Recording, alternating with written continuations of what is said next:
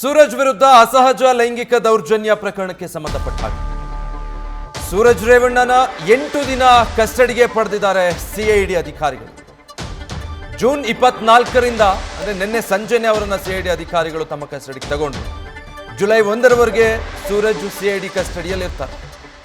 ಸೂರಜ್ರನ್ನ ಈಗಾಗಲೇ ಸಿಐಡಿ ಅಧಿಕಾರಿಗಳು ಕಸ್ಟಡಿಗೆ ಪಡೆದುಕೊಂಡಿದ್ದಾರೆ. ಅದಕ್ಕೆ ಕಾರಣಗಳನ್ನು ಕೂಡ ಕೊಟ್ಟಿದ್ದಾರೆ. ಈ ಬಗ್ಗೆ ರಿಮಾಂಡ್ ಅರ್ಜಿಯಲ್ಲಿ 11 ಅಂಶಗಳನ್ನು ಉಲ್ಲೇಖ ಮಾಡಿದ್ದಾರೆ. 11 ಅಂಶಗಳನ್ನು ಉಲ್ಲೇಖಿಸಿ ಸೂರಜ್ರನ್ನ ಸಿಐಡಿ ಅಧಿಕಾರಿಗಳು ತಮ್ಮ ಕಸ್ಟಡಿಗೆ ಪಡೆದುಕೊಂಡಿರೋದು.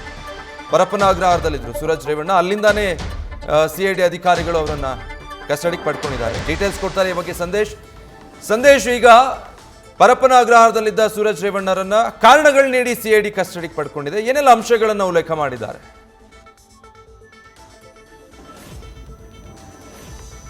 ವಿಜಯ್, ಈಗಾಗಲೇ ಸೂರಜ್ ರೇವಣ್ಣ ಅವರನ್ನ ಸಿಐಡಿ ಅಧಿಕಾರಿಗಳು ಜುಲೈ 1ರವರೆಗೆ ಕಸ್ಟಡಿಗೆ ಪಡೆದುಕೊಂಡಿದ್ದಾರೆ. ಕಸ್ಟಡಿಗೆ ಪಡೆದುಕೊಳ್ಳುವಂತ ಸಂದರ್ಭದಲ್ಲಿ ಸುಮಾರು 11 ಅಂಶಗಳನ್ನ ರಿಮಾಂಡ್ ಅರ್ಜಿಯಲ್ಲಿ ಮೆನ್ಷನ್ ಮಾಡಿದ್ದಾರೆ. ಅಂದ್ರೆ ಯಾವ ಕಾರಣಗಳಿಗಾಗಿ ಇವರು ನಮಗೆ ಕಸ್ಟಡಿಗೆ ಬೇಕು ಅನ್ನೋದನ್ನ ಅಲ್ಲಿ ಕಾರಣ ಸಮೇತ ಮೆನ್ಷನ್ ಮಾಡಿದ್ದಾರೆ. ಅದರಲ್ಲಿ ಪ್ರಮುಖವಾಗಿರುವಂತದ್ದು ಗಂಭೀರವಾದ ಪ್ರಕರಣ ಆಗಿರೋದ್ರಿಂದ ಈ ಒಂದು ಪ್ರಕರಣಕ್ಕೆ ಸಂಬಂಧಪಟ್ಟಂತೆ ನಾವು ತನಿಖೆಯನ್ನ ಮಾಡಬೇಕಾಗುತ್ತೆ. ಜೊತೆಗೆ ಸ್ಥಳ ಮಹಾಜರನ್ನ ಮಾಡಬೇಕಾಗುತ್ತೆ. ಅಂದ್ರೆ ಎಲ್ಲೆಲ್ಲಿ ಘಟನೆ ನಡೆದಿದೆಯೋ ಆ ಎಲ್ಲಾ ಜಾಗಗಳಿಗೂ ತೆರಳಿ ಅಲ್ಲಿ ಸ್ಥಳ ಮಹಾಜರನ್ನ ಮಾಡಬೇಕಾಗುತ್ತೆ.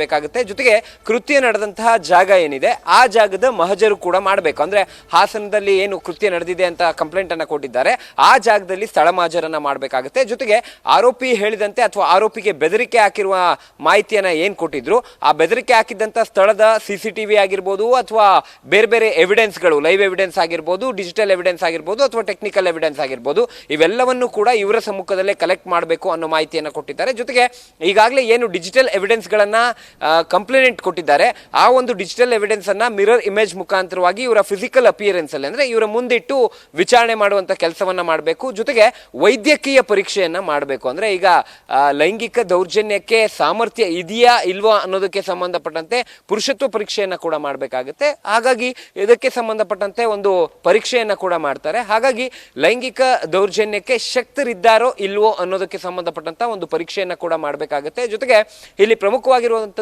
ಮತ್ತೋರ್ವ ಆರೋಪಿ ಶಿವಕುಮಾರ್ ಅನ್ನೋ ವ್ಯಕ್ತಿ ಏನಿದ್ದಾನೆ ಈತ ಅಪ್ಸ್ಕ್ಯಾಂಡ್ ಆಗಿರೋದ್ರಿಂದ ಆತನಿಗಾಗೂ ಕೂಡ ಈಗಾಗಲೇ ಪೊಲೀಸರು ಹುಡುಕಾಟವನ್ನ ಮುಂದುವರಿಸಿದ್ದಾರೆ. ಶಿವಕುಮಾರ್ ಪತ್ತೆಯಾದ ಬಳಿಕ ಅವರ ಸಮ್ಮುಖದಲ್ಲಿ ಇವರ ಇಬ್ಬರ ವಿಚಾರಣೆಯನ್ನು ಕೂಡ ಅಂದ್ರೆ ಮುಖಾಮುಖಿ ವಿಚಾರಣೆಯನ್ನ ಕೂಡ ಮಾಡಬೇಕು ಅಂತ ಹೇಳಿದ್ದಾರೆ. ಜೊತೆಗೆ ಇದಲ್ಲದೆ ಕೂಡ ತುಂಬಾ ಏನು ಗಂಭೀರವಾದ ಪ್ರಕರಣ, ಜೊತೆಗೆ ಸಮಾಜ ತಲೆತಗ್ಗಿಸುವಂತಹ ಪ್ರಕರಣ ಆಗಿರೋದ್ರಿಂದ ಕೂಲಂಕುಷವಾದ ಒಂದು ತನಿಖೆಯನ್ನ ಮಾಡಬೇಕು. ಜೊತೆಗೆ ತನಿಖೆ ಸಂದರ್ಭದಲ್ಲಿ ಹೊಸ ವಿಚಾರಗಳು ಏನಾದರೂ ಬಂದ್ರೆ ಅಥವಾ ಬೇರೆ ಇನ್ನೂ ಯಾರಾದರೂ ದೌರ್ಜನ್ಯ ಎಸಗಿದ್ದಾರೆ ಅಂತೇಳಿ ಸಂತ್ರಸ್ತರು ಬಂದ್ರೆ ಅದನ್ನು ಕೂಡ ತನಿಖೆ ಮಾಡಬೇಕಾಗುತ್ತೆ. ಈ ಕಾರಣಕ್ಕಾಗಿ ನಮಗೆ ತನಿಖೆಗಾಗಿ ಇವರ ಕಸ್ಟಡಿಗೆ ಇಷ್ಟು ದಿನಗಳ ಕಾಲ ಕೊಡಿ ಅಂತ ಹೇಳಿದ್ರು. ಹಾಗಾಗಿ ಜುಲೈ 1ರವರೆಗೆ ಇವರನ್ನ ಕಸ್ಟಡಿಗೆ ಕೊಟ್ಟಿದ್ದಾರೆ. ಕಸ್ಟಡಿ ಸಂದರ್ಭದಲ್ಲಿ ಈ ಎಲ್ಲಾ ಕಂಪ್ಲೀಟ್ ಇಂಟರಾಗೇಷನ್ ಜೊತೆಗೆ ಇನ್ವೆಸ್ಟಿಗೇಷನ್ ಜೊತೆಗೆ ಎವಿಡೆನ್ಸ್ ಅನ್ನ ಕಲೆಕ್ಟ್ ಮಾಡುವಂತ ಕೆಲಸವನ್ನ ಸಿಐಡಿ ಅಧಿಕಾರಿಗಳು ಮಾಡಲಿದ್ದಾರೆ. Vijay, alright, thank you Sandesh.